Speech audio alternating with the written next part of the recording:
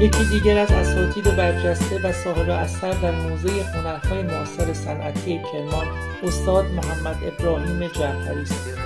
استاد محمد ابراهیم جعفری هنرمند و استاد دانشگاه موزه هنرهای معاصر کرمان را فضایی زنده و پویا می‌داند که باید همواره در حال خلق رویدادهای جدید باشد. او با تاکید بر اهمیت گوهر خلاقیت در هنر اصیل معتقد است موزه‌ها نباید به مکان‌های ایستا تبدیل شوند، بلکه باید با برنامه‌ریزی‌های خلاقانه هر هفته رویدادهای جدیدی خلق کنند. جعفری با اشاره به تجربه شخصی خود در موزه هنرهای معاصر تهران بر این باور است که موزه هنرهای معاصر صنعتی کرمان می‌تواند با انتخاب آثاری که سوال برانگیز هستند و فضای تخیل را گسترش می‌دهند به مرکزی تأثیرگذار برای نسل‌های آینده تبدیل شود. ولی همیشه فکر می‌کنم که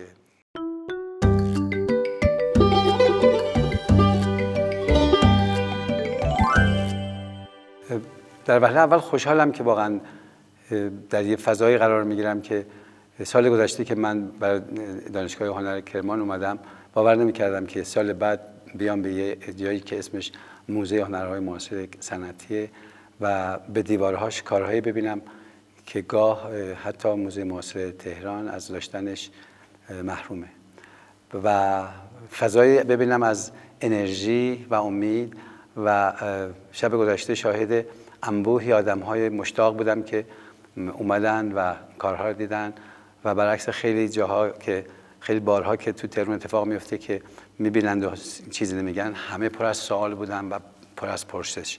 چیز مهمی که میخواستم به شما بگم، اثر هنری مخصوصا اثر تصویری هنری تو ایران اثریه که سوال ایجاد کنه و ما میبینیم که ما شعر رو از سالهای کهن میشناسیم و حتی فکر کنم وقتی که شعر حافظ رو برای یه آدمی کم سوادی رو در یه مجلسی میخونیم اون سعی میکنه که یه رابطه ایجاد کنه و هیچ وقت نمیپرسه این کلمه یعنی چه، ولی از کلش یه استفاده خوبی میکنه و این یه مقدمه خوبیه برای اینکه امیدوار باشم مردمی که میان اینجا در حقیقت توقع نداشته باشن چیزهایی رو ببینن که تمام زیربنای کار رو و هر چیزی که میبینن براشون سابقه قبلی داشته باشه. چرا؟ برای اینکه امروز ما توی در حقیقت قرنی هستیم و تو زمانی هستیم که تعریف هنر این شده که هنرمند دیدنی ها را تکرار نمی کند بلکه به نادیده ها خاصیت دیده شدن می بخشد. و جالبه که ما در کشوری زندگی کنیم که شاعرای بزرگی داشتیم که همین کار را میکردن. چرا؟ برای اینکه وقتی ما شعر راستین رو میخوایم بگیم چگونه است، بگیم شعر کلامی است بی معنا و با مفهوم. و وقتی که دقت میکنیم میبینیم وقتی که حافظ اشاره میکنه به مثلا بنشین بر لب جوی و گذر عمر ببین، مقصودش این نیست که واقعا تو جوب دنبال گذر عمر بگرد و ما زود میفهمیم که منظور چیست.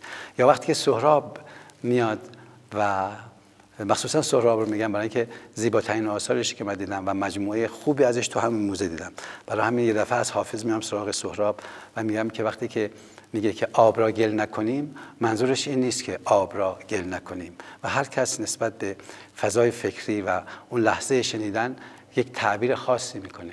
برای همین میگیم شعر کلامی است بی معنا و با مفهوم.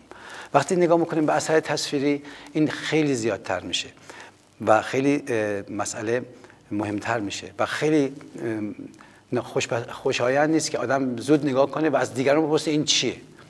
چرا؟ اگه که ما یه درختی بکشیم که این درخت باشه که دیگه لازم نیست که بگیم این چیه، خب این درخته و برای این صورت فکر میکنم که اگه این فقط یه درخته تو موزه چیکار میکنه. اما اگر این در حقیقت موضوعش درخته یا از درخت الهام گرفته شده یا درخت کمک کرده به هنرمند که چیزی رو که ندیده بوده و قابل دیدن نبوده و در جانش بوده به وسیله این واسطه درخت اونو در حقیقت به ظهور آورده یا بیان کرده، در اون وقت قابل بحث میشه. و چه خوبه که مردم خودشون با خودشون شروع کنن صحبت کردن که این با درخت طبیعی چه فرقی داره یا چرا از درخت استفاده کرده و چه چیزی تو اینه که اینو آورده به دیوار موزه. پس یه دفعه میام این که چقدر دیوار موزه برای مردم مهمه. چرا؟ برای اینکه فکر میکنم موزه جاییه که آثاری توشه که نمیتونیم همه جا پیداش کنیم و برمیگردیم به این که اثر انسانی است فرهیخته، انسانی است درونگرا، انسانی است که عمرش رو برای این گذرونده که بتونه چیزی که در درونش میگذره بیانش کنه.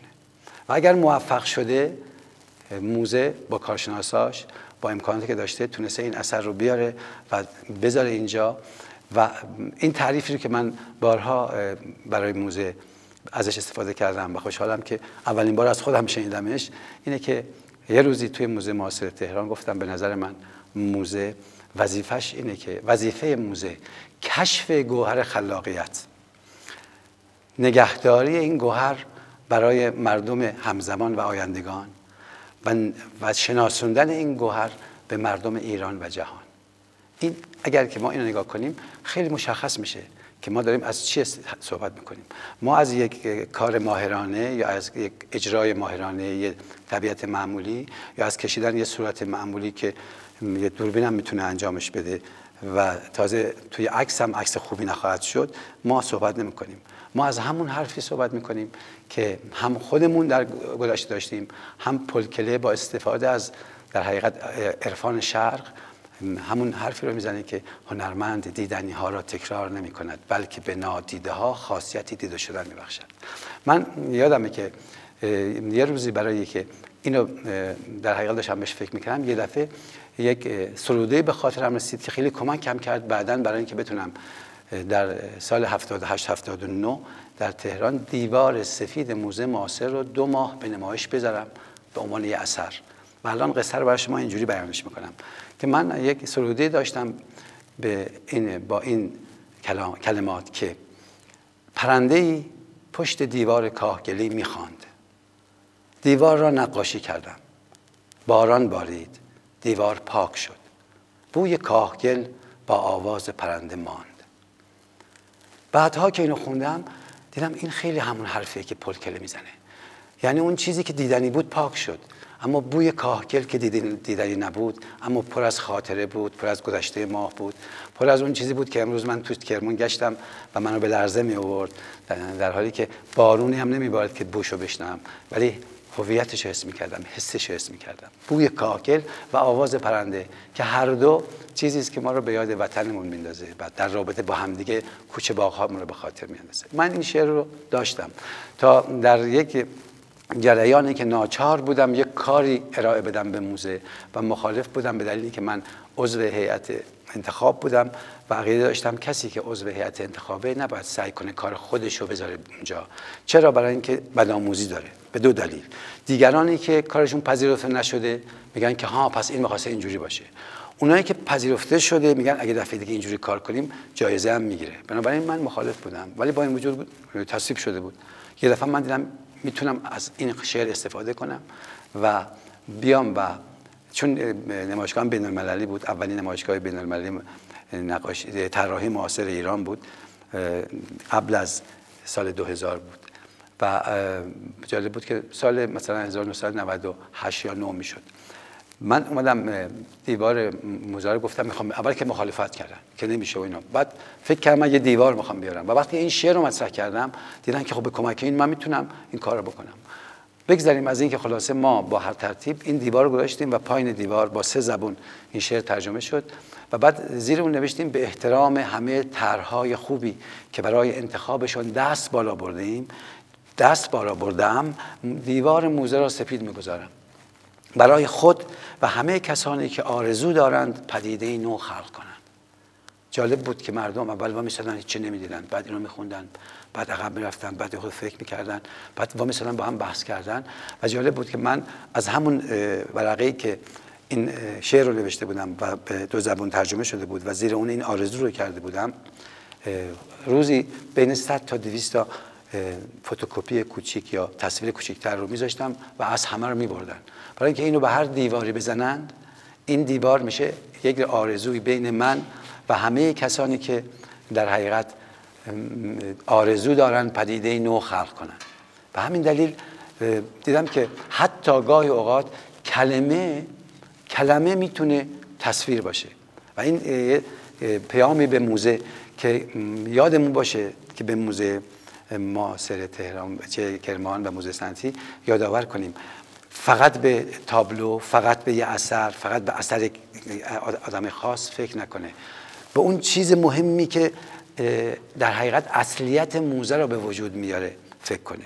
و اون اینه که میتونم بگم تنها فرق تفاوت بین انسان و بقیه موجودات اینه که تخیل داره و تخیل چیزی است که به ما پیشبینی آینده میده و موزه بیش از این که برای مردم حالا باشه،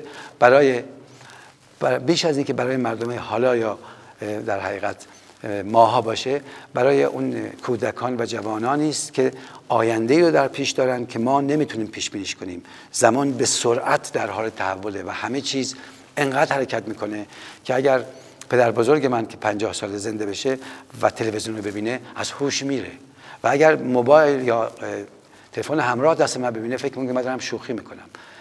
این سرعت در آینده خیلی بیشتر از این خواهد شد و موزه بزرگترین خدمت رو میتونه به گسترش تخیل و به ایجاد خلاقیت و باور خلاقیت به جوان‌ها انجام بده. بنابراین پیشنهادم به موزه اینه که کارهایی رو انتخاب کنه و کارهایی رو روش صحه بذاره که بیشتر دارای فضای تخیل و یه عمقی است که قابل بحث و قابل تعبیر و قابل در حقیقت نه نقد امروزی به عنوان روزنامه‌نگاری بلکه قابل توضیح.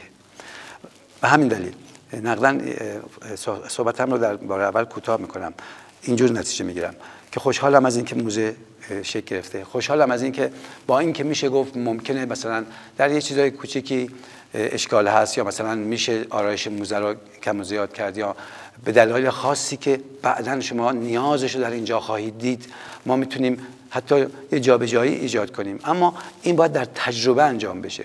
با دوستانی که شما باشید صحبت میکردم گفتم که ما همیشه فکر میکنیم که یک ترن یا یک اتومبیل رو باید اول ببینیم چجوری راه میره بعد ببینیم چه اشکالی داره اشکالا رو ایجاد کنیم. هیچ کس نمیتونه الگوی موزه تهران یا الگوی موزه پاریس رو بیاره بذاره توی کرمان. به نظرم موزه باید کار کنه، کسایی به عنوان پژوهشگر یا محقق باید باشن، از مردم سوال کنن و بعد از مثلا 3-4 ماه نتیجه بگیرن که ما باید یه همچین تحولی رو در موزه ایجاد کنیم. این تحول باید در جهت زنده ساختن آثار موزه باشه.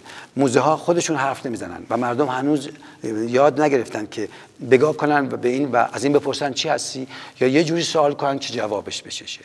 جواب چیست؟ دیروز که ما داشتیم در حقیقت اینجا فعالیت میکردیم و همراه شما که اینجا نصب بشه، همین کاری که پشت سر منه که اثری است از در حقیقت سال 1349 که همزمان با وقتی که کار من میرفت به دو سالانه یا بینال پاریس این کار انجام شده و احتمالاً این وقتی که این به چند نمایشگاه رفته توسط کارشناسایی که اون زمان برای موزه معاصر کار میکردن و با سفارش کسایی که میخواستن موزه اینجا درست کنن به اینجا یا اهدا شده یا اینکه خریداری شده، ولی از من این کار خریداری شده و من نمیدونستم اصلا در موزه کرمان قرار بود به یه موزه بره و من مدت‌ها مثل اینکه این کار رو گم کرده بودم تا اینکه خوشحال شدم که توی این موزه پیداش کردم. و بعد دیروز از من چند نفر آدم معمولی میپرسید اینا چیه؟ خب اگه من ناشی بودم شروع میکردم توضیح دادن، برای اینکه هیچ کس نمیتونه از حافظ بپرسه این شعر رو چجوری گفتی. یعنی سازوکار ایجاد اثر همون شعره، شروع میکنی و بعد چیزی میاد که در جانت بوده. در حقیقت هر اثر دو جنبه داره، یه جنبه تعادل و تکنیک کار و یه جنبه مهم رمزی است و رازی است که در جان همه ما هست و هنرمند فقط کسیه که این شانس رو داره که به وسیله عملی که انجام میده یا اون بازی هوشیارانه‌ای که انجام میده و حواسش هم به اینه که این تعادل انجام بده، اون راز برملا میشه. در حقیقت شاعر رو لو میده و من میشنوم حتی از آدمایی که از بر شعر میخوان درن از دست شعر ولی نمیشه. من یه دفعه یادم میاد شعر یکی از شاعرای معاصر که اگر که اشتباه نکنم اسمش خاطرم اومد، میاد بهتون میگم، میگه ای شعر، ای طلسم سیاهی که سرنوشت عمر مرا به رشته جادوی تو بست. گفتم تو را رها کنم و زندگی کنم، اما چه توبه ها که در این آرزو شکست. یعنی هنره که میاد و آدمو میگیره. ما کمتر از اونیم که بریم بتونیم به هنر چیره بشیم. هنر عالم وسیعی است. و یاد اخوان ثالث زنده یاد میفتم که درباره شعر میگه، ولی درباره همه هنرها صدق میکنه.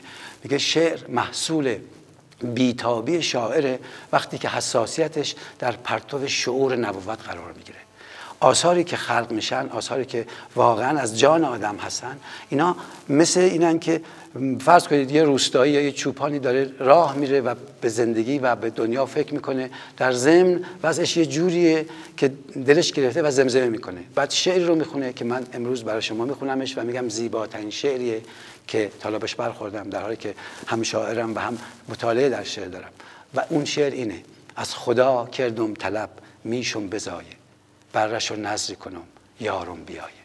13 کلمه است ولی به اندازه 10 تا کتاب اطلاع میده از درون این آدم، از وضع زندگیش، از حالش، از عاشق بودنش و از بزرگوار بودنش و از اعتقادش. از همه اینا صحبت میکنه. بنابراین آثار چند گونه‌اند. ممکنه یک آثاری باشن که فقط مهارت توش باشه، ممکنه یک آثاری باشن که مثلا با یه منظور خاصی مثل کار گرافیکی به وجود آمده باشن، ولی آثار اصیل آثاری هستند که حادث میشن. و من این بحثم با این تموم میکنم که میگه هنر حادث میشود، هیچ خیمه ای از آن در امان نمیماند، به امر هیچ شهریاری ایجاد نمیشود و با هیچ هوش و ذکاوتی به وجود نمیآید.